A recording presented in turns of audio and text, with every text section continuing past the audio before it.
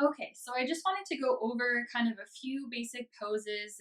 So those of you that may have not had much experience with yoga before, that you get a chance to be exposed and learn a little bit of the language that's used in the yoga sessions. So I just want to start off by going through a few poses. So our mountain pose will be our first pose that we'll go over here. So as you can see, my heels are about hip width apart, and I'm kind of rocking back and forth, heel to toe here because I really want to allow my feet to sink into the mat and feel that ground underneath. And so then I'm just going to go ahead and relax my shoulders down and away from my ears. And then I'm going to allow my palms to face forward here. And so, what this pose is really used for is kind of our starting pose. Oftentimes, it's a pose that we come back to in transitioning from sequence to sequence. And then also, this pose is really just used to kind of bring ourselves back and establish that mind and body connection. So that is our mountain pose. So the next pose I want to go over is called our downward facing dog. And so, kind of starting from our mountain pose, we can get into our downward facing dog. And so, I'm just going to allow myself to hinge forward at my hips and allow my hands to come forward. My knees are have a soft bend in them, and I might have my block out in front in order to reach down to. But essentially, what we're doing here, we're coming into a pose called our forward fold. And then when we're comfortable, we're going to bend our knees a little bit more and reach our hands down to our mat. From there, we'll take a step back with one leg into a lunge. We can bring the knee down if we'd like, but we're going to bring both feet together behind us. So I'm going to take my opposite foot back to meet, and then I'm bringing my hips up to the sky as I kind of press back and let my hips go as far to the sky as possible.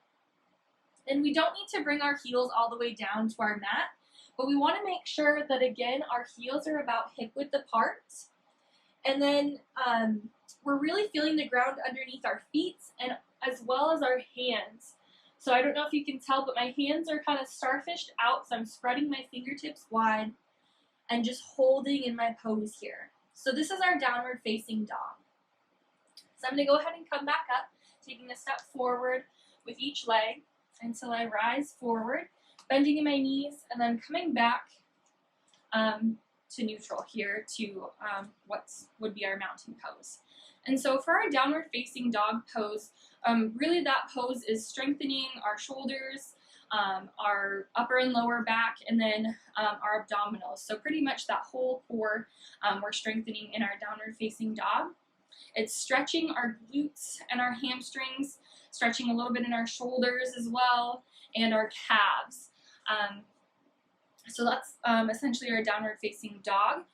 So then kind of going over our child's pose.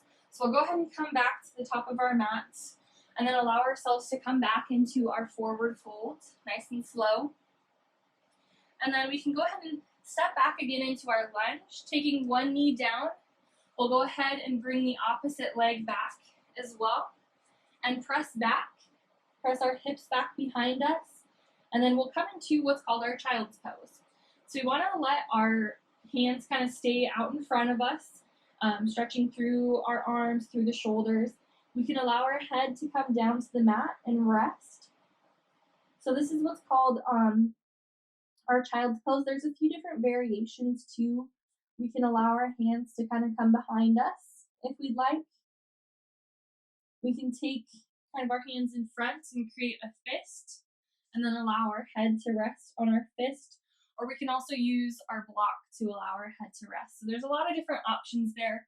Our child's pose is a pose that we generally, again, just like our mountain pose, we come into kind of in transition of different things. It's also involved in kind of some half series or sun salutations, which we'll get into a little bit later. So for our child's pose, it's mostly strengthening kind of that mind-body connection. Something, again, you'll hear me say is coming into our child's pose and checking in.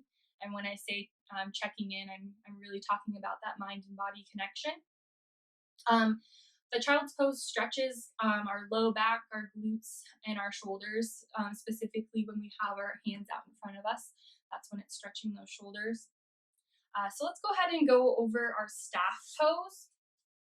So for our staff pose, we can bring, just like you saw me do, bring our legs in front and then really stretch out those legs in front. We might rock side to side to really feel kind of those sit bones underneath us. And then we're really pointing our toes up to the sky there.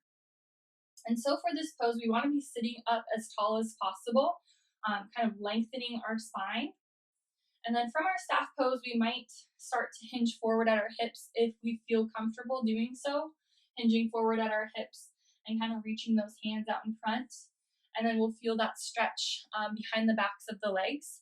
And so it's really stretching our glutes and our hamstrings, and then strengthening our quads and our hip flexors.